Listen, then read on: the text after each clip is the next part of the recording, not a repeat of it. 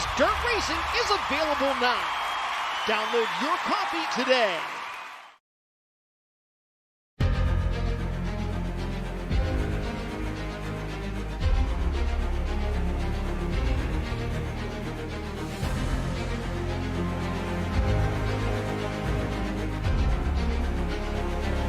This is fantastic.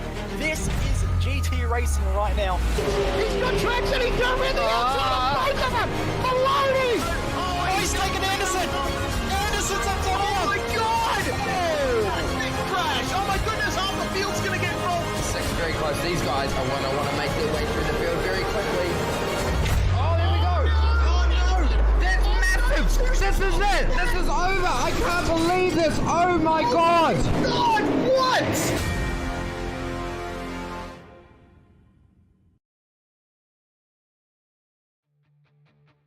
Welcome one, welcome all to Sim Speed TV. It is time for the biggest championship in the AusNZ dirt sim racing scene. It's the Oceanic Dirt Sim Events 410 Sprint Car Championship at Lernerville, presented by Hobbs Trenching and Boring. Also brought to you by Fast Print Signs and Apparel and DM Simtography.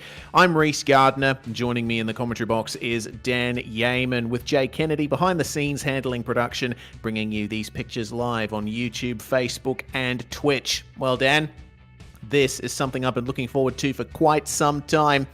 This is the track that the first ever ODSE event was run at, Lernerville Speedway, and what a track it is. Very unique in terms of dirt tracks. It's got that high banking and clay surface that we all know about and love, but also through turns 1 and 2, there's no wall on the outside, so we're probably going to be seeing a few cars airborne tonight. We might just indeed. Thanks for the introduction there, Reese, and welcome from myself to everyone joining us here for this one this evening. As we zoom on down through northeast United States into the circuit here at Lernerville itself, just outside of Pittsburgh, I believe, if I'm not mistaken there. And here is what the track looks like in real life there.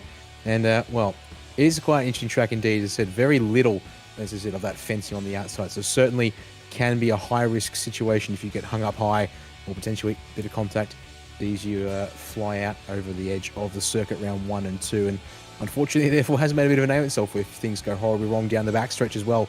Can get flying off and over the hill and away out into the pastures on the top side of the circuit there before turn 3 race. Indeed. Only 640 meters long, this place, 0.4 miles, and that's all the distance you need for some cracking racing. This track is very wide. The banking, of course, as I mentioned, very high as we move from the satellite imagery to in-sim live pictures. This track, there's a few different ways you can go about this place. Obviously, you can dip down low, run the racing line, so to speak, through the corners, but you can also try and run the berm around the outside, carry a lot of extra speed, which is probably what a few drivers tonight are going to be doing, because the cars we're competing in tonight are, of course, 410 sprint cars. Big fat wings on the top of these things, and also 410 cubic inches of V8 power. They produce about 900 horsepower going through the rear wheels. Sure do. It'll be, we've seen the 360s in action in this second half of this year for the most part over the course of the ProSurf Finance Championship, but then of course the 360 title race held just 3 weeks ago. But that wasn't held here at Lernerville like we are tonight. That was back over, pardon me, my brain's having a bit of a scramble there as to where the 360 title race was run. That's really bad because I was on the mic for that one as one. And remind it was Lernerville Speedway, the dirt version of Lernerville Speedway there. And, well, yeah, looking forward to seeing how these bigger, meaner, faster machines go here tonight, because yeah, the 360 racing I've seen this year, having jumped in the commentary box for these ODSE events, being anything to go by, Reese, I'm certainly looking forward to the 410 title racing here tonight. As am I. We are waiting for the last few minutes of practice to begin. The drivers will be able to go out and set a couple of laps in the final minute The drivers are just going through their briefing as things stand, but we'll keep an eye out for some on-track action. Meanwhile, we'll take you briefly through the format for tonight's racing. We've got 2 laps of qualifying over 3 minutes, so each driver only gets a couple of laps to set their times for the heats. And speaking of the heats, they are 8 laps in length, and the top 5 from each heat will advance straight through to the feature. Then we have a single B main race where everybody who finished outside the top 5 in the heats will race together for 14 laps. The top 4 from that race advance through to the feature as well. 24 cars max in the A main. We've got a few less than that in the server at the moment. We'll see if a couple more drivers join, but we are going to be racing for 35 laps in the A main, and that's 35 minutes of green flag racing, because if a caution comes out and we get the pace truck out on circuit to bring everyone back together, the caution laps won't count towards the race distance. So the drivers need to be mindful when filling up their cars for it. Yeah, we've actually heard a couple of times in the 360 races this year that drivers having to be very mindful of those fuel levels when the cautions start coming out in the A main, and therefore actually sort of dictating what they have to do out on the track.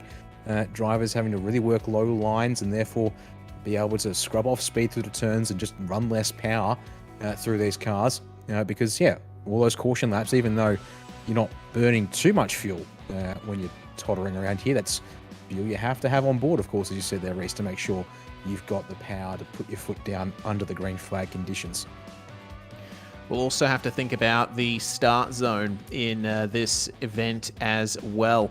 The middle tractor tire in the middle of turns 3 and 4 is where the start zone begins, and it ends at the orange cone on the inside of turn 4. We'll be able to point that out to you visually when the drivers start their heat racing, but Jay says, how about we do it now? And we can have a look here at the exit of turns 3 and 4. So you can see it just on the inside there, that orange bollard. That is where the start zone ends. In between that and the tractor tire you can see in the top right, that is when the drivers will be able to go once the pace truck pulls into the lane. And it's a very interesting pit setup here as we zoom on out. You see up at the top of the screen, just in the distance, the yellow cone. That is the entry to the pit lane. So if you want to jump into the pits, you're going to have to go pretty much full send on the outside. But we won't be seeing drivers making tours through the pit lane in the feature unless it is to repair damage. Otherwise, the drivers won't be using the pits at all. So just making our way through the end of practice at the moment, and we've got quite a bit of history, as I mentioned, here at Lernerville Speedway. Of course, the first ODSE event run here. And this event, as Brady Baldwin told us before we went live, is the 81st Oceanic Dirt Sim event run, as we now see the drivers out in practice and running that high line as expected. Just look at the amount of speed that they can. Expected at the moment here. Reese is also instructed from the race control team. Middle and low lines of the circuit to be left untouched for qualifying the heats and then the feature later on as well. I think also just touching on the history here at Lernerville, well, and also an ODSE in general as well. It's the 81st race for ODSEs. Harry Stewart just demonstrates that turn 2 exit, and out and down on into the trees he will go. And he departs back to the pit lane with a reset there, but that's exactly what you're going to be worried about. Went for a bit of a slide job through turn 1, got the right rear hooked up on the top of the berm there on the outside, and then it disappeared up and over the edge, and away he went there. But I'll try and get back to what I was saying here. Looking at information provided to us by Brady Baldwin, series administrator here at ODSE, this is the we've had 7 races here at Lernerville in the past. So this is race number 8 at this circuit, and also only the third time that the 410 dirt sprint cars have come to Lernerville as well. So it is somewhat of a track at these cars. This series, as a particular combination, have not done a lot here at, but we'll be curious to see how it goes, because you're looking at things such as well, we've had 2 winners here as a result. Lewis Hewitt, back when this was the ASC series in 2020, as oh my word, hello Jesus. Almost turning it into a wingless sprint car there as he went somersaulting through the air. there. It's definitely wingless now. Harry Stewart also doing a moment through the pit lane as well, so that's what's going on there.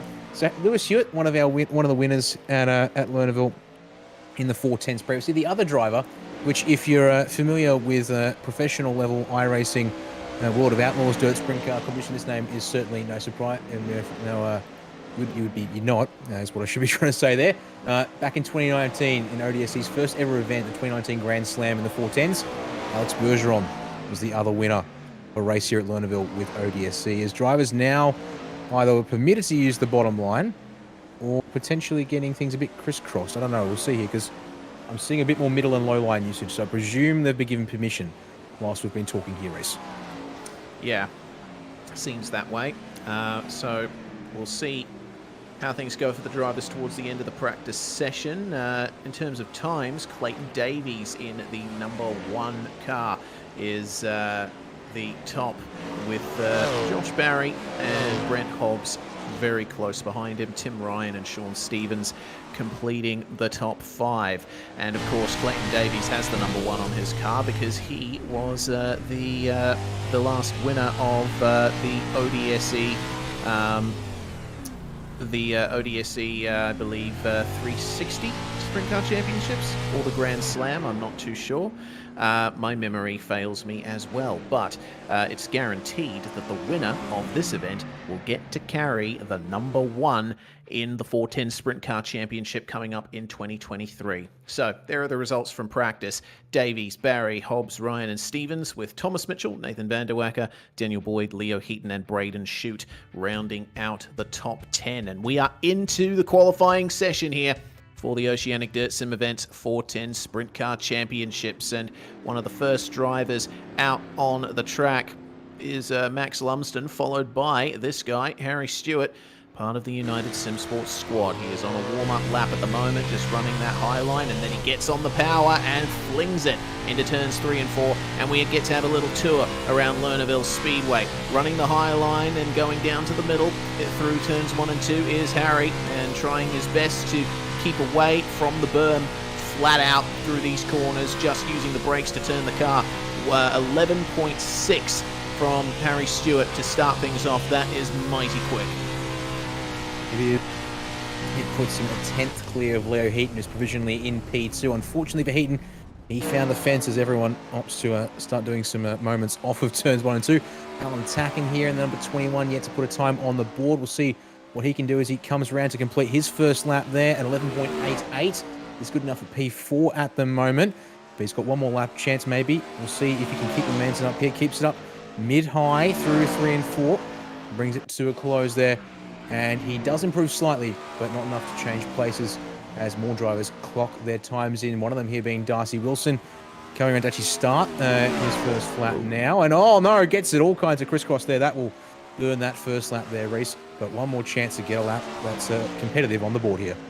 Indeed, Nathan Van Der Wacker doing very well too in the 088, 11.7 currently P2, with Wilson taking the late apex, trying to straighten out the exit of turn 1, get a bit of extra pace down the back straight, and then middle line through turns 3 and 4. A 12.038 there for Wilson. That's not the performance he would have been expecting. Currently down in 16th as Clayton Davies and Blaine Densley put their times on the board to go 3rd and 5th. And Hayden Vickers setting a 12.7 there on his first lap. It doesn't look like it actually counted. I think he got some contact. It's his outlap, my apologies. First hot lap then for Hayden Vickers, 11.855. That is not too bad at all. We'll see what he can do to go a little bit faster on this one. 12.1, unfortunately couldn't get it together. And surprise, surprise, right at the end of the session, out comes Tim Ryan for Altus Esports, and he immediately goes to provisional pole, and or the quick time rather. Got to get into the dirt racing terminology here. Can he go faster? No, 11.7 on his second lap, but either way, right at the drop of the pin, Tim Ryan is going to set the quick time here for the ODSE 410 Championship, with Harry Stewart running the second fastest time. Then we got Van der Wacker with a great performance there in third. Clayton Davies fourth, and Thomas Mitchell rounding out the top five. Densley, Heaton, Boyd, and Norman, and Brady Baldwin himself, our series administrator, rounding out the top 10. And we immediately go into the first heat of the night. Tim Ryan and Clayton Davies on the front row, with Leo Heaton and Brady Baldwin on the second row of the grid. Then we got Max Lumsden and Sean Stevens rounding out the top 6. And then we got Darcy Wilson, the last car to take the start there. Of course, Liam, there's race control in this series, and he will be promptly disqualifying himself from the session so that he isn't put on any future grids, and he'll be handing out penalties if needed. So 8 laps for this one, and it looks like we are going to be getting 3 heats here tonight, with the other 2 heats having 6 cars each in them. Looks like tonight that's I'm seeing 3 heats of 7. Yeah, 3 heats of 7. My apologies. I'm looking at the numbers wrong. So 21 drivers ultimately coming in for this event. So it's a little bit smaller than we would have anticipated, but there's still going to be some great racing on the line here as the drivers emerge from the pit lane behind the pace truck. Now, Tim Ryan versus Clayton Davies. That is a head-to-head that we've seen a few times before, and it never fails to impress. It should be good, as I think Tim, we've seen him as racing the 360 Process Finance Championship, and then also competing in the 360 title race 3 weeks back. And well, certainly a case of what could have been. We are going to get 2 laps of pacing and formation here, so the race control is doing one final check and reminder for the drivers of that start zone that we just talked about, starting with that tractor tire bundle on the inside between turns 3 and 4, ending at the cone through turn 4 as they make their way round 1 and 2 to get ready to roll here. Now, the one final thing, of course, means top 5 from each of our heats here tonight will progress directly to the A main. The bottom 2 in each heat will have to go through the consolation, but they will all get through due to the numbers here this evening. Ryan is waiting, goes about middle of the start zone. We go green for the first heat here in the 410. So he's in the fence immediately on turns 1 and 2. He'll drop back into P3, it looks like, as they get round 1 and 2 here. Oh, that's a horrible Davies start for off. Tim Ryan, and yes, Clayton Davies off too. He's been sent off the berm. Goodness gracious me, what a start here. Davies went over the berm on the exit of turn 2 and had a bit of trouble getting it back going again. So at the moment, Tim Ryan still leading the race, but Brady Baldwin has found his way into second. Leo Heaton just getting the move done there on Sean Stevens for third place. Remember, the top 5 transfers straight through to the feature without having to go through the consolation. And that battle for third and fourth is certainly on, but it looks like Leo Heaton's starting to get a run on them, as Sean Stevens now will have to defend from Darcy Wilson. Max Lumsden finding the wall on the way into turn 1. It's been absolute carry. The fact that Ryan goes almost off at turns 1 and 2, then Davies goes over the top through 3 and 4. As you see, our first slide job there. The third place, Sean Stevens going up the inside, but is immediately crossed back by Leo Heaton, who then slides himself up the inside of turns 3 and 4. And Darcy Wilson trying to get involved now, just in behind the pair as they crisscross once again. Stevens going up the inside at 1 and 2. It looks like Darcy Wilson has that 5th place locked down and is now actually trying to position himself to get into a spot to maybe move a little bit further forward here. As we're already on lap 7, and contact between Wilson and Stevens. So that's going to tangle both of them around, and they're going to both hang on. But no, that piece actually leaves Darcy Wilson in 5th. He'll redress though to Sean Stevens to make sure there's no further penalty for him as they come to the white flag here in heat number 1. Indeed, they trouble do. though at 1 and 2. Oh, Tim Ryan is going to take the victory in Heat 1. There is trouble at turn 1 and 2. It looks like Max Lumsden was involved in that. Not too sure what went on there. Actually looks like, Max, self-spin on the way into turn 1. And he ended up losing those positions and falling back to 6th. So there are the results then. Ryan, Baldwin, and Heaton, your podium. Stevens and Wilson will join them, going straight through to the feature. And then Lumsden and Davies not having great runs there. Clayton Davies will be kicking himself for that. He's going to have to do a bit of extra work tonight as we go into Heat 2. Harry Stewart and Thomas Mitchell on the front row, with Daniel Boyd and Travis Parrott on row 2. Tacken and Morosky are 5th and 6th. And then Brent Hobbs is going to bring up the rear in the number 64 machine. Now, This is a little bit less clear-cut, at least going into it, because Harry Stewart, we definitely know, is probably the fastest driver overall in this heat, but we cannot count out anybody in these races if that first heat is anything to go by. It's just a case of who can make the least mistakes, I think. Yeah, and I mean, with the way that the qualifying snakes to set the grid here for these races, there is obviously the case that, yeah, Harry Stewart was the second fastest in qualifying, and Thomas Mitchell was actually the fifth fastest driver in qualifying, but alas, the difference between second and fifth in qualifying was less than a tenth of a second. So whilst on paper it might sound like Stewart is in with a good chance of getting this one here, certainly cannot rule out anyone in the front half, let alone maybe even the back half if things go awry here, as we will go to the green next time around, just like in Heat 1. So a little time here for these drivers to make sure they're set and ready to roll here as they take one more slow run around Lernerville here for this heat. And well, we'll see here what Stewart does with the start. We saw Tim Ryan about the middle of that zone between the tyre stack and the orange cone. Be curious to see if he chooses to go earlier or later, because of course the critical thing being that should he choose to go early, Stewart will have to commit here to that early start. He will indeed. They enter the start zone now. Stewart can go anytime he likes, and the time is now as the green flag flies, and we are away already. Daniel Boyd making a move for second there on Thomas Mitchell, and Mitchell getting a much better run out of turn two. He's going to try to go down the inside, and joining him is Travis Parrott, and it looks like they've both managed to make their way past, but there's a fight back there, and oh goodness me, Thomas Mitchell and Travis Parrott come together. Travis dumped over the berm there and has to try and get back going, and he's almost going to lose a lap here to Harry Stewart, who is now leading by 0.7 of a second over Daniel Boyd, who's made a very good start there. Alan Tacken up to P3, but race control immediately reviewing that incident there and dishing out the black flag, which will be a post-race time penalty in this one here. And given the severity of the penalties, even here on the dirt oval, they're still reasonably stringent.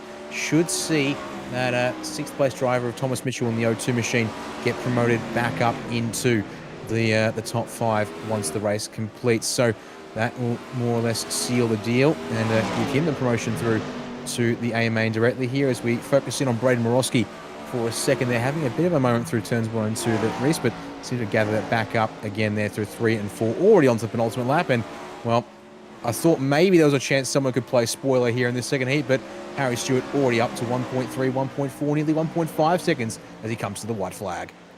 Yep, dominant run here from Harry Stewart over 8 laps in this heat, and he is going to cruise to victory in heat number 2, the number 11 in P1. And doesn't look like there's much fighting over the rest of the positions here as Morosky and Hobbs take the finish. Alan Tacken, of course, will be demoted to the rear of the field. That promotes Morosky to 3rd, Hobbs to 4th, and Thomas Mitchell will round out the top 5 here. Travis Parrott, unfortunately, retiring after that, coming together. And we move into the final heat of the night then. Nathan van der Wacker, with an excellent quick time performance, starts alongside Blaine Densley. Nathan Norman and Hayden Vickers start 3rd and 4th. Josh Barry 5th alongside Braden Shute, who has seen quite a bit of success in ODSE in the past. Then we have got John Schultz in the number 78, another long-time ODSE competitor, bringing up the 7th and final spot of this one, making their way out of the pit lane now. And it will be difficult to call a winner out of this one as well, but I know that we've only seen 2 heats and we're only going to have 3, but I can't help but think, Dan, the standard has been set and the field might be a bit spread out. We'll see. Yeah, we'll be curious to watch this one here. So yeah, I think Van der Wacker, I mean, if the question is heat 2 now the standard we should expect, or will it be heat 1's performance that might be more of interest here? I'll be curious to see if it's a case where Van der Wacker can walk away there from the inside. Clearly, obviously, starting on the pole position, obviously having control of that race start is clearly super duper important, of course, and that's not shocking, all things considered, as of course, if you're on the inside and you control the jump, the guy on the outside has to either have reflexes like a cat, or maybe a little bit of a premonition there, getting on the loud pedal if they want to be able to go with us. We'll see here what Van der Wacker chooses to do as they form up through 3 and 4. Coming around to the start. He'll go nice and early though, and we go to green one final time, but a little bit of a wobble there will allow Densley to stay close here into turns 1 and 2 as we get this one underway. Yeah, it looked like a bit of wheel spin there for Nathan Van der Wacker as, oh, see you, mate. That's Nathan Norman going off and over the berm. He's managed to keep it out of the grass, though. It is on for the lead. Nathan Van der Wacker, oh, goodness, the number 76 of Braden Shute having a big issue there as well on the exit of turns 3 and 4. It is on here for P1. Nathan Van der Wacker having to put on a bit of a defense here versus Blaine Densley, who tried the slider a couple of times, tried the tight line. It hasn't worked for him so far. Looks like it's going to be on for third as well, with Hayden Vickers and John Schultz fighting over that 4th spot as they make their way onto the 4th lap. Yeah, and unfortunately, contact there on lap 1. Josh Barry, the other car involved, and deemed at fault. So another black flag coming out from the race control team here tonight. So indeed, that will promote the Vickers-Schultz fight to be for third at the end of this one here. I think also curious to note is look at the track development, Reese, now as we're coming through this third heat. Starting to see the slick building up on this high line here where everyone's opting to run to maintain the speed. As a result, drivers looking a little lower, as in fact Josh Barry trying to get up the inside of Densley. That's not going to work here as we're already on lap 7 once again. And drivers now trying to really find a little bit more grip here, because that high line is definitely going to be a lot more treacherous come the B and A mains. There's white flag in the air. And look, this is Van der Wacker's race to lose. Yeah, looks like it at this point. Just a couple of corners to go now for Nathan Van der Wacker, riding the berm with his right rear as he crosses the line to take the final heat win of the night here in the Oceanic Dirt Sim Events 410 Sprint Car Championships presented by Hobbs Trenching and Boring. Well, there we go, all done, and we can go through the results. Van der Wacker by 8/10 over Blaine Densley. Then we got John Schultz classified third, Vickers, Norman, and Barry with Shute bringing up the rear there. Barry and Shute both a lap down. Barry with a penalty from that. Now we go to the consolation. This is going to be a 14-lap affair, and it's headed up by Max Lumsden. Alan Tacken is going to start alongside him on the front row. Then we got Josh Barry and Clayton Davies on row 2. Travis Parrott and Braden Shute round out 6 cars that will be taking part in this race. And a little bit more of time for the drivers to sort themselves out here. More time to mount an attack, but also more time that you have to look over your shoulder and defend from drivers behind. At this stage, Clayton Davies, I think, might be the favourite for victory in the consolation. He was definitely one of the quick ones, just didn't have a really good heat. Yeah, this will be interesting to watch here, as in this particular instance, these drivers aren't competing for transfer spots. This is simply going to be dictating the way they start the A main in the back half of the field. So there's not as much pressure here for this one tonight, which is a little unfortunate. Obviously, therefore, not going to have that pressure situation to worry about here, but alas, it happens. So it is just the game of what's going to be on here now. Just seeing as these drivers make their way around to setting up here, and there we go. End of line penalty has been issued to Alan Tacken, as well as Josh Barry. So on top of the black flags in the heat races, one extra little penalty here for the start of the consolation to make sure they have to work a little bit harder and be slightly more penalised here for the mistakes. So one final pace lap to go here, Reese, and a slightly longer race to sort the order here for the final 6. Absolutely. This is going to be a fun one as the sun continues to dip lower towards the horizon, coming up to 7:45 p.m.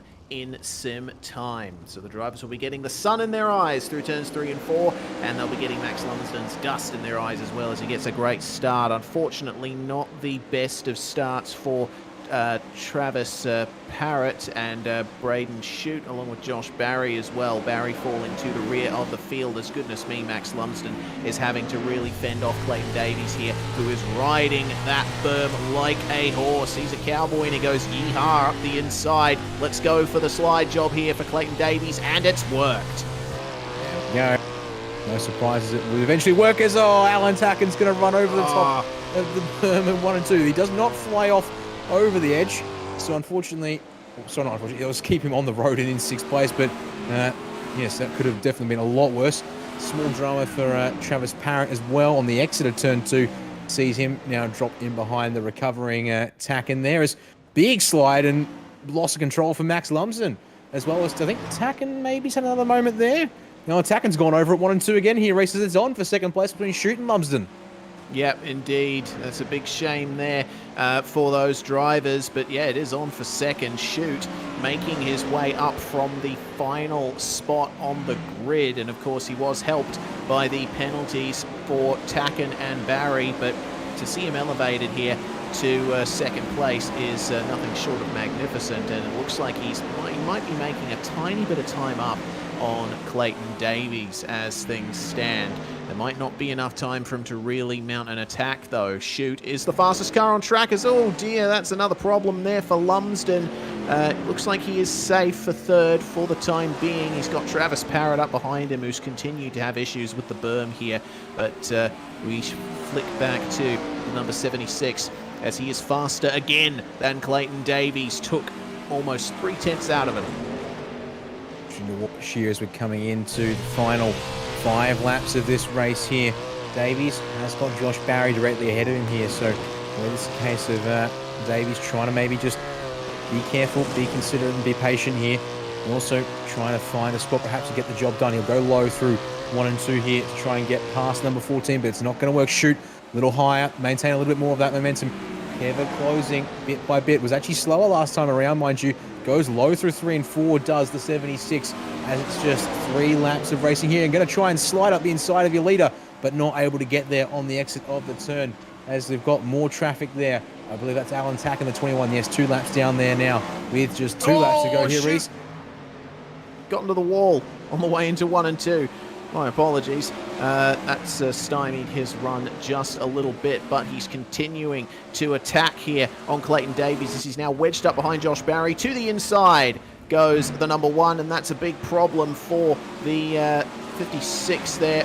And he will be 55, sorry, of Lumsden, and he'll be able to get back going. Oh, will he? No, Clayton Davies coming together there. And well, that's the finish of the race. It looks like it was 4/10 at the end between Davies and Shute, but that lapped car certainly got into it, didn't he? Well, that's the results there from the consolation. Davies, Shute, Parrott, and Barry, your finishers on the lead lap. Max Lumsden, a lap down. Alan Tacken, 3 laps down. It has been a torrid night there for the number 21. Well, we're going to get a replay coming up here on SimSpeed TV, thanks to our friends at Virtual Racing School, of something that happened in the consolation here on the last lap. So we see Clayton Davies going for the move there on the lapped car, and we'll see how things transpired in the last couple of corners. Okay, so Davies was almost safe, and they just came together across the line. I had a bit of a heart attack there, Dan, because I thought they had 1 lap to go. Well, yes, that would have been quite unfortunate if that was the case for Davies, but also saved a little bit there, I think, by the fact the timing line, start-finish line, is quite early off the exit of turn 4 here at Lernerville. So Barry swinging around the outside, sticks it into the gap that was closing as Davies slid back up the track. Well, thankfully, it wasn't too much of an issue, all things considered. So not long now till we head to the grid for the feature. It's been given 30-second warning from the race control team, but it's a chance race for us to thank all the sponsors, I think, once again here, who helped make the ODSE championship races possible this year.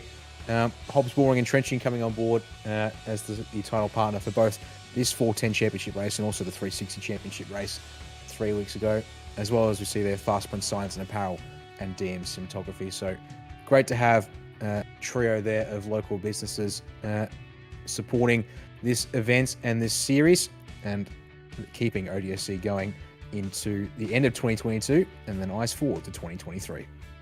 Absolutely. We've got a very good roster of championships coming up on the dirt side here at SimSpeed TV, and I'm looking forward to helping everyone get in on that action, because this championship, this series, this league never fails to disappoint. Never disappoints. My apologies. What is wrong with my mouth-tongue connection today? Let's hope that the readout of the grid for the feature goes smoother. Tim Ryan is going to start on pole position with Harry Stewart alongside him on the first row. Nathan Van Der Wacker and Brady Baldwin will be third and fourth. Then it's Daniel Boyd and Blaine Densley who round out the top six. In seventh place, it's going to be Leo Heaton. He's got Braden Morosky for company, with John Schultz and Sean Stevens finishing the top 10. We got Brent Hobbs in 11th alongside Hayden Vickers.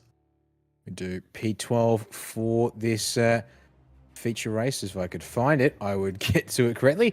That's going to go to Darcy Wilson there. 14th will be in the hands of Thomas Mitchell alongside them there. Nathan Norman and Clayton Davies to share that 8th row there as we proceed from our feature transfers, or heat transfers, sorry, to our consolation results there. Braden Shute, Travis Paget to share row number 9. And then it's going to be Josh Barry, Max Lumsden and Alan Tacken to round out your field for our 35 lap feature race, as we're just waiting to get the formation underway, as Tim Ryan is going to choose the top line for the start here for this one race. So that's a bit of a different call there. I think I'd be curious to see if that is the right decision given the way the slick is building up high here.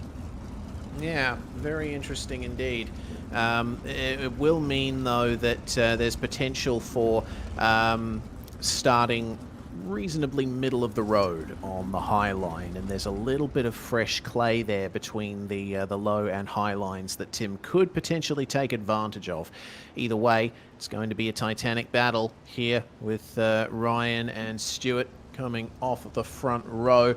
We can never count out Clayton Davies either, because though he might be starting back in the field in 16th place, there's every chance that he'll be able to fight his way up there and be a presence at the end.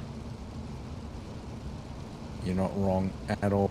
Unfortunately, missing a few drivers that I thought were hoping to have a crack at this one here tonight, but it's a chance to have 2 drivers take the number 1 into 2023, with, of course, Joel Berkeley taking the number 1 for the 360 championship races. To the start zone we will come here. It's going to be nice and late in the zone there. He finds a little bit of grip there, and he does make it work around the outside. We are green for the feature of the 410 championship here at Lernerville Oceanic Dirt Sim Events, and we get through turn 1, 2, if not 3 wide mid-pack, but it strings that single file up front here, Reese.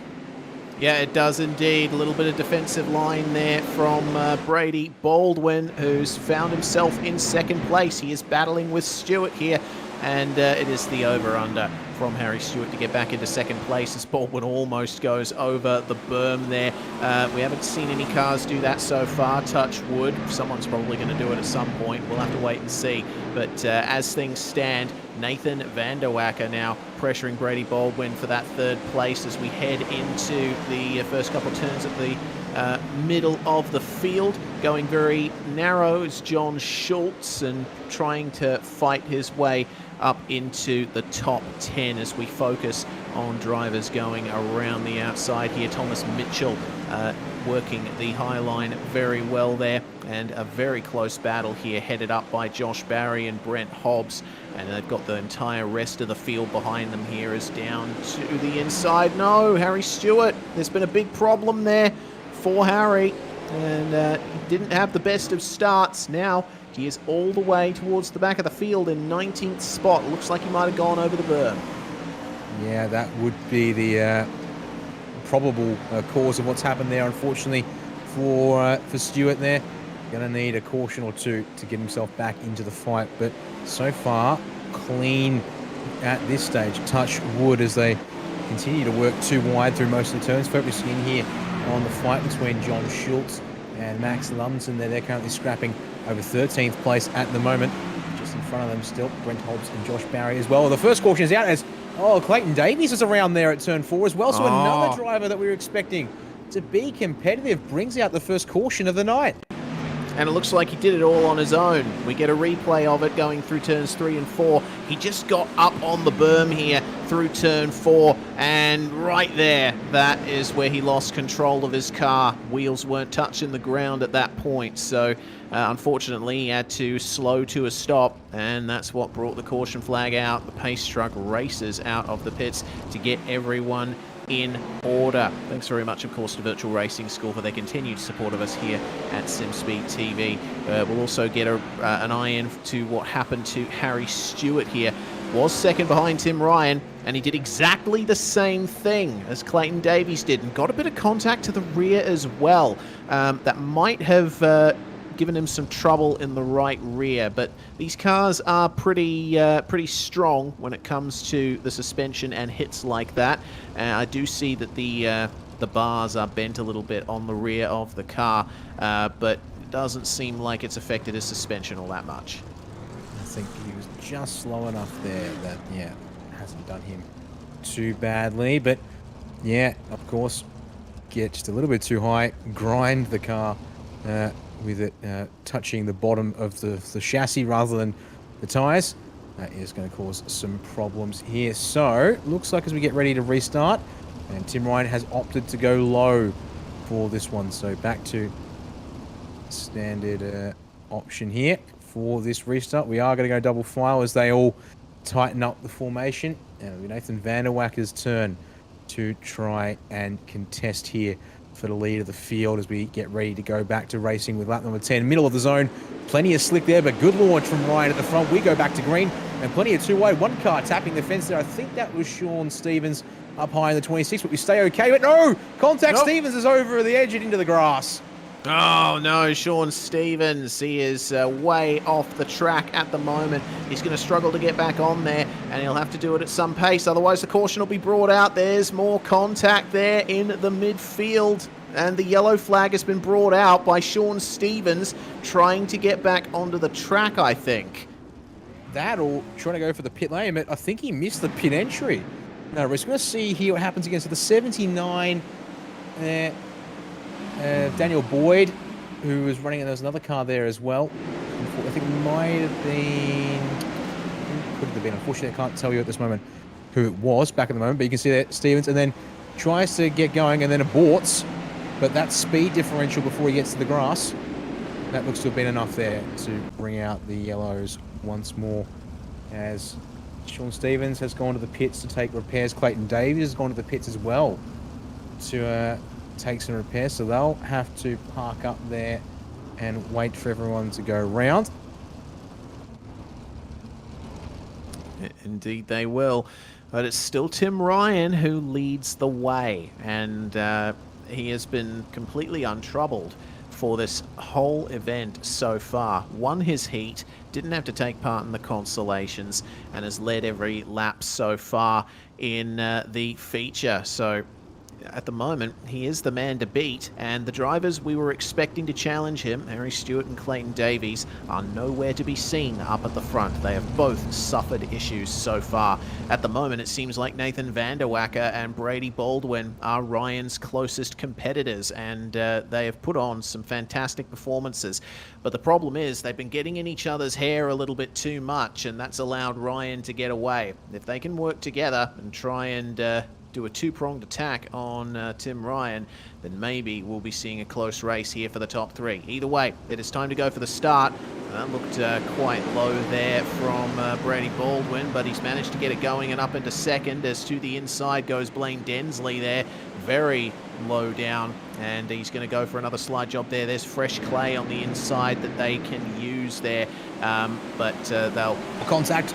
Oh, yep. Further on back. Oh dear, yeah, that's a big pile up at the back. And we got a car up and over. It looks like Nathan Norman, Alan Tacken involved in that. Potentially Max Lumsden as well. And we'll get a quick... potentially Clayton Davies as well. Alan Tacken is very heavily damaged. We'll see what happened here. Oh, goodness. Yeah, this is not going to be good as we make our way into turns 3 and 4. You'll see just up at the front of this pack, the number 55 of Max Lumsden gets bumped, and that sprawls him across the track. That was contact with Braden Shute, yeah, and that put him straight into Darcy Wilson, and the other drivers just could not avoid the ensuing melee. Here's Alan Tacken's view. Whoa. I mean, from that angle, it almost looks as though he's kept the foot in, hoping to find a gap that way. And unfortunately, other cars backing out to make sure they have a moment to try and respond. We're going to check in with Sean Stevens, who's just in behind Tacken here through 3 and 4. We'll see here if he was able to avoid, but up high, I don't think it's going to... Actually, no, he is going to get the option to avoid there, and it looks like Clayton Davies too far back. I saw him behind Sean Stevens before he popped out a shot, but in saying that, Clayton Davies has left the server, so... Oh, he has. Something happening there that I wasn't thinking. So, yeah. So multiple cars involved there. I thought Davies was behind all of that. He was, and he was proceeding at racing speed, but it seems like he went over the berm in turns 3 and 4 again. Did exactly the same thing he did the first time that happened, and I think at that point he just decided to call it quits. Well, yes, that's unfortunate to say the least. We've gone single file for the restarts now to try and get some racing underway. Back in the hands of Tim Ryan. He goes from up high, and we get back to racing here. 14th lap of the night to get underway here as they fan out immediately once again. Drivers trying to work up and use whatever's left up in the clay up high, but it's going to be Blaine Densley down low challenging potentially there, but doesn't get the run off of turn 4. Actually under pressure from Brady Baldwin up high, but Densley is actually getting the grass on the inside of 1-2, is in more trouble at the back. Hayden Vickers, the number 15, this time raced there in 3 and 4. Yep. And unfortunate for him, it looks like Densley has managed to clear Brady Baldwin meanwhile. And Tim Ryan, just as the caution comes out, I saw Tim Ryan was going for the low line. So that's a bit of a big change there for the race lead. So we'll see what brought out that caution. It looks like John Schultz might have been involved in this one for Pace Syndicate. And this is something we've seen a few times tonight. Over the berm and the middle of the floor of the car is the main contact with the ground at that point. Nothing the driver can do to alter their trajectory. Yep. So here's a comparison, yes, indeed, of the high line. And then, as we see Blaine Densley go low through 3 and 4, here's Tim Ryan. Dropping it down nice and low there. There's a bit of clay left there, but, well, if they all start doing that, that's going to disappear in a heartbeat, I would suggest, Reese. Yeah, indeed. There's a little bit more fresh clay on the inside of turns 3 and 4, which is where Densley has been making up most of his time. But yeah, you can see it once again. There's only about half a car's width worth of fresh clay on the inside of 1 and 2 there. You could probably just fit the car over it if you catch the grass a bit, like you mentioned Densley was doing, Dan. Either way, it looks to me like it's going to be another single file restart here, and we'll be getting ready to go very shortly as the pace truck is starting to pull away from these guys. Actually, it seems Tim Ryan is going to do a couple of practice applications of the throttle here and give the pace truck a bit of space as it accelerates and goes into the pit lane. So Ryan has been the one consistent competitor in this race so far. You could probably add Nathan Van Der Wacker and Brady Baldwin in that as well. But Blaine Densley, starting out of 6th, going to the low line earlier than anyone else, has managed to make it work and will be pressuring Tim Ryan for this race lead. Let's see how it goes then as they enter the restart zone. And Tim Ryan gets off to a good start, but not good enough. Densley up the inside and on the grass manages to take the lead from Tim Ryan. That is huge. Now, what can Ryan do to come back at him? Oh, he's got to be careful, though, because Brady Baldwin and Van Der Wacker having their own little scrap. Almost saw Baldwin use up all the road left as Ryan goes back high to try and pick up some speed and close the gap to Densley. But Densley is making that bottom work very nicely indeed. And again, another one of those restarts, which we didn't see from Tim Ryan specifically, but just a massive wobble in trying to get the power down in that sort of second stage of the restart, if you will. Right, once the initial jump looked okay, but the second phase did not go whatsoever. As you now see Brady Baldwin there, and it's also Daniel Boyd making the bottom line work here through 1, 2, 3, and 4. Though this time around, Vanderwacker able to get back into position number 4 as the caution comes out again. Somewhere further on back, I think we're being told Max Lumsden's had another problem, unfortunately, and he's already back in the pit lane as we'll go to a VRS replay to try and unpick what's happened to the 55 here, Reese. And that's high, that's a grind, and unfortunately another car wide and over the top of 3 and 4. I don't think even Tony Hawk would look positively on some of the grinding that we've been seeing from the drivers there at the top of turns 3 and 4. That's what the 5th time we've seen that tonight, and more or less the same amount in the feature. Quite a few drivers will be very frustrated by that tonight, but opposite of frustration for Blaine Densley, because he has managed to work that low line and really kick some dust in Tim Ryan's face, literally and figuratively. He is going to be leading the restart here. So, new leader for the first time in the A main here tonight. This will be important to watch if Densley here can keep his eyes forward and not worry about the drivers behind here. Lights back off on the pace truck. We'll have one more time around here pacing. So with that little burst of green flag running, we are over halfway through this feature race here tonight. Just going to be 15 laps on the board once the cars, actually pardon me, it'll be 16 laps still right when we get to the line here. So round we come, entering the zone. Densley goes early, dives down to get as much traction as he can. We're back green, top 3 nice and clean as we get underway here, and immediately back low using even more of the grass through 1 and 2 as your race leader is, again, a majority driver still up high to try and keep the speed, but looks like we're going to get away here okay. Looks like it. Densley is just keeping the right rear on the racing surface as the 79 of Daniel Boyd goes tumbling over, loses both of his wings, and is out of the 410 Sprint Car Championships here at Oceanic Dirt Sim Events. What a shame to see. And the racing will continue, though. We stay green, and the 88 here of Nathan Vanderwacker is having to defend hard from Leo Heaton. This is a fantastic race that's happening at the moment, and we can see the move there as Heaton goes up the inside. It's 3 wide on the way into turn 1. Meanwhile, this is a huge battle. Braden Shute, Harry Stewart, Thomas Mitchell, and Sean Stevens all in a pack here. Harry Stewart, the slide over the race, but he no, goes over the not top again. Not again. Second time tonight, indeed. He pulled the biggest slider I've seen tonight and pulled it off to get past Thomas Mitchell. Braden Shute followed through, and then unfortunately he's ahead the next time round, and just a small hash of it as it's on for the race lead once again. Tim Ryan has found the speed right at the top of the banking. It looks like there's maybe the tiniest patch of still good clay up there, dominated by so much slick, because the bottom line, of course, is really slicking up as well.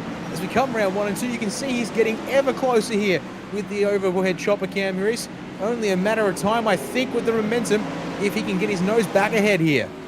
Yeah, Densley can't go all the way to the outside line because he knows Ryan is going to be there with a bit of extra momentum. They're side by side on the way into turns 3 and 4, and you see just how controlled Tim Ryan is. So he almost went over the banking there as round the outside, he's going to take the lead back from Blaine Densley. Magnificent move, and just in time too, the caution has come back out. Now, this is going to be important though. At the start-finish line on that last lap there, Densley got his nose ahead by 0.004 of a second. Yeah. Now that might be important as to whether, again, iRacing reverting back to the last whole lap completed as the number 15 of Hayden Vickers, the next car to test the berm there through 3 and 4 and come up wanting, unfortunately, there. As it looks like Braden Morosky there for a second in the 270 has had a moment, and indeed, there we go. Getting his nose ahead at the start-finish line at the start of lap number 29 has indeed granted the lead back to Blaine Densley. But Ryan was ahead through turns 3 and 4, Reese. But Densley on that low line, just a little bit better punch, and obviously the shorter distance that he had to travel to the line makes all the difference here when we're going to have 6 laps left. We might just get it all done with green flag running. It took Tim there a bit of time to try and catch it up. It took him 6 laps, pretty much. So he's going to need to pour everything into this final little stint here and find a little something to get the job done if that last run is anything to go by. We'll get one more lap of pacing here. And hopefully keep it green to the end, as it looks like it's probably going to be a 2-horse race, but never say never just yet, because they could come together and tangle. We might still stay green. We might go yellow again. Who knows here with the last couple of laps for our ODSE 410 championship race here at Lernerville. What a night it has been. What fantastic racing we've seen. What shocking incidents we have seen.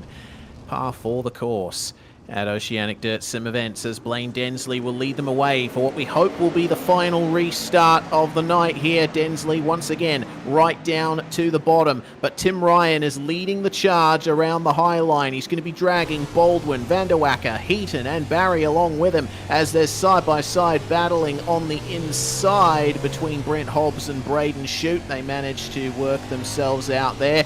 Ryan's starting to fall under a bit of pressure from Brady Baldwin coming out of the corners here, but what a great view it is here from Tim Ryan. He has got cars in front and cars behind, and he is wanting to overcome every single one of them. You see the view there. Blaine Densley still on the inside. He's almost sticking right to the inside of the circuit here. He is depending on the traction on the fresh clay, but Ryan with more speed around the outside of the corners, more downforce as well to help him with that, is starting to mount the challenge. 3 laps to go, coming up to 2 laps to go here at Lernerville, and they are going to draw side by side across the line. Who was in front? It was Ryan by 0.02 of a second. This is going to be a magnificent finish here. They're coming up to the white flag. What can Blaine Densley do at this point? He's trying his best, but he is not able to get the traction this time. Bit too sideways in turns 1 and 2, and he gets a bit crossed up over the grass. Tim Ryan gets the lead back in the final couple of laps, and he will be the ODSE 410 Sprint Car Champion for 2022. Proceeds to immediately celebrate with a lovely little 360 loop there down the front stretch. Doesn't quite send it at full speed all the way off the end of 1 and 2 there, but will go full speed around the outside of the circuit. And, well, after a pretty trying 360 championship earlier this year, and also the 360 title race, losing out narrowly to Joel Berkeley, he gets a chance to put the number 1 on the side of at least the 410 sprint car for his aspirations coming 2023. And, well, yeah, looked to be the form of the field tonight, but had to work for it there at the end of that feature. That is the good stuff we like to see. Indeed, and Ryan will continue to celebrate here on the start-finish stretch at Lernerville. Definitely the man to beat when it comes to dirt competition in sprint cars in the OZNZ SimSphere, proving it once again tonight. He finishes 0.9 of a second ahead of Blaine Densley, who, again, we have to give major props to. Definitely worked the track conditions better than anyone tonight. Brady Baldwin completes the podium there. Nice to see our series admin in the top 3, with Nathan Van der Wacker finishing in 4th. Leo Heaton's going to finish in 5th here. Braden Shute gaining oodles of positions there. Started 17th and will finish in the top 6. Big shout out there to Braden for that one. Hobbs, Mitchell, Barry and Norman will round out the top 10. All of them starting outside it. Indeed. It's been plenty of movement there in that race. You're not wrong. That back half of the 10, very interesting numbers indeed. We'll read through the back half of your field tonight. John Schultz, they're going to end up in P11. Sean Stevens down to P12. Both drivers unfortunately dropping 2 spots there. 5 spots down, unfortunately, for the 270 of Braden Morosky. Bit of a rough night there for him.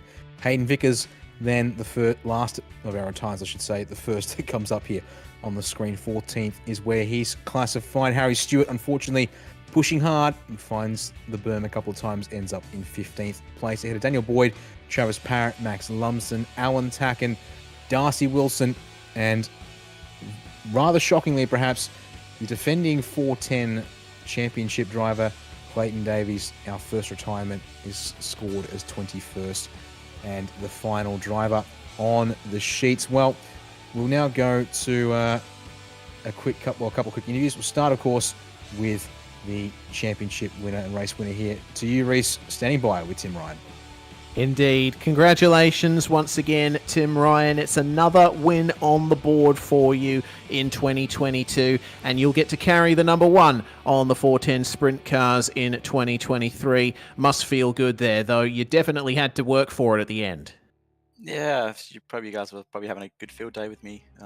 With the mistakes I was making in the heat race, made a pretty poor start, and then the same thing in the feature, which really gave the position away. And I was worried that Blaine was actually going to get me there. I got around him with 6 or 7 to go, and then crowded him a little bit too much. I just committed to my line up the top. So he got the position back there, and then had to put the head down and try and get it done in that last 6 laps. Yeah, indeed. And Lernerville, of course, is a track where you can definitely gas it up around the outside, but it's very difficult because you have no wall around the outside. And we saw your main rivals in Davies and Stewart finding the berm and ending their nights because of it. Did you think that you were in danger of doing that towards the end, or was it just a case of keeping it calm and collected? Oh yeah, for sure. There was a few moments when the track slows down as much as it does. It makes the outside easy to fall off, but because you're going so slow, obviously I've got a VRS direct drive wheel, and it makes you're able to feel the crown of the edge of the road, so it makes it a little bit easier to catch it. But there was a few moments when I had to clench the butt cheeks because I was on top of that crown and thought I was going to go over. But yeah, this track's really tough when it's slick. That whole feature race, I wouldn't have once got to 100% throttle, and Blaine would have even been using less throttle percentage, obviously, on the bottom. And I actually was thinking about setting up for the bottom, but I thought it would go away too much towards the end of the race. I was surprised he made it work that well throughout the race. He did a really good job, to be honest. Yeah, can't disagree with you there, Tim. Well, we send our congratulations to you once again, and we wish you all the very best for 2023. Who do you have to thank before we let you go? Just the team, Logitech G, ODSE Esports, obviously our fantastic partners, Logitech, VRS, obviously using all their hardware. And as I said, it does make a really big difference when you're trying to feel the track, especially in these really low grip situations. Brady for putting the race on. Obviously, probably not the turnout he was hoping for tonight. We ended up getting probably about 20 odd cars. Definitely wish a few more turned up in here, because I definitely like racing this series, and you guys obviously put on a fantastic broadcast, and it really makes it worthwhile with a busy life, to get on and have a good race with a good bunch of people. Absolutely. Well, enjoy your victory, Tim, and hopefully we'll get another chance to talk to you again soon. That was Tim Ryan, your champion for 410 Sprint Cars for 2022. And of course, another one of the men of the hour, Blaine Densley, is going to be stood by with Dan Yeaman here to have a chat about a magnificent race. Indeed, I will. First up has to be a congratulations to you there, Blaine. You chose to go to the low line early there and use what clay remained that was fresh down there, and made it work very nicely indeed, and get yourself the race lead there in that second half of the race. Yeah, I knew that in practice and everything that the top was super dominant, and it always is at this place. So I kind of figured if I want to move forward, I'm going to have to do something a bit different, because I'm typically not very strong here. So I committed to super low fuel and a bit of gear, and just committed to the bottom line, and it didn't really pay off early. I struggled, but then when the top wore out and people started to slow down a bit, the track really came to me, and I was able to pass cars and got to the lead. I kind of couldn't believe it. If you'd have told me that I was going to drive past the world champion at the start of this year, I wouldn't have believed you. But thanks to Clayton and Braden Miller for all their coaching and setup help, I've been able to really step it up, and this is kind of where I think I should be now. Yeah, clearly. Obviously, unfortunately, I didn't get a chance to haven't really seen where you've come from, but certainly tonight you put it all together in a solid package there. And as you said, you traded off there a little bit of a struggle earlier on, but nevertheless, starting from P6 in that A main tonight, so certainly no slouch out there on the dirt. But I mean, yeah, it certainly was a good case of you coming alive there in the back half of the race once things slowed down up high. unfortunately, that team just able to keep working you over there as the track also wore out down the bottom. We're watching you really having to go to taking the grass through 1 and 2, just to try and preserve what little bit of fresh clay remained right at the very bottom for your rear tyres, it seemed.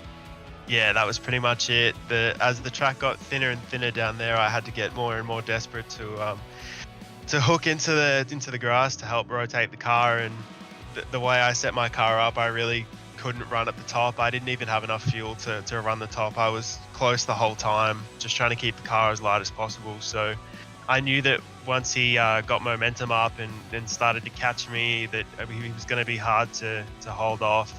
I got saved by yellow there. At one point, he was right behind me at the line. But then, yeah, ultimately, I tried to get the best start I possibly could and build a gap off the bottom there in the fresh dirt. But yeah, he was able to run me down, and that's why he's one of the best.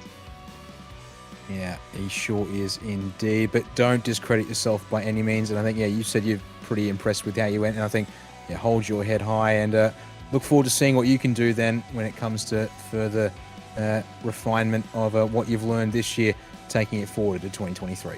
I appreciate it. Thank you. Well, there we are. Blaine Densley, second place across the line tonight there here for the 410 championship race. And that leaves us with one final driver to have a quick chat to. And, well, I guess it's almost double duty here for Brady Baldwin. Third place across the line here tonight, and a well-deserved result there for him, but also a chance to chat to one of our series administrators here at Oceanic Dirt Sim Events. Yeah, absolutely. Welcome to the comms box, Brady. In terms of the turnout for this event, it's been mentioned it was a little bit lower than expected, but I think we still got an absolutely fantastic night of racing out of it. Yeah, Reese, despite, the lower car count, we've seen the best drivers show up, so that's what matters in the end. And sitting back watching Blaine and Tim go at it those last 5 laps, I didn't quite have enough to stay with them, but Blaine was super impressive on the bottom. I didn't expect anyone to be that quick on the bottom, so he really surprised me and Tim as well. So and they put on a really good race for the last 10-15 laps. Absolutely, they did. Let's talk about your race for a couple seconds. Certainly, I wasn't expecting you to be right up the front as you were, but you really managed to challenge Tim Ryan early on, and you were right in the thick of the battle for the podium positions as well. That must have felt good. Yeah, don't worry, Reese. I wasn't expecting this either. I was just happy to show up and get some laps and end up where we end up. But yeah, we felt we didn't qualify too well, but we got through our heat pretty decently.